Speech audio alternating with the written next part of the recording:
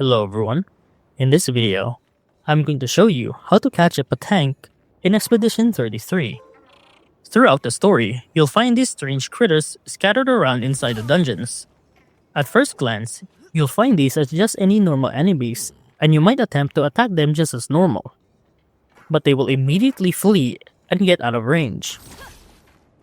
The first thing to do would be to find these little pedestals with this symbol. Once you got the location, find the Petank and lure it to that location. Make sure to corner him in the right direction or they will flee to the wrong direction. Finally, when you do trap it, it won't flee any longer, and you can fight it however you want. Petanks are similar to mimes as they have a gimmick in how you have to fight them.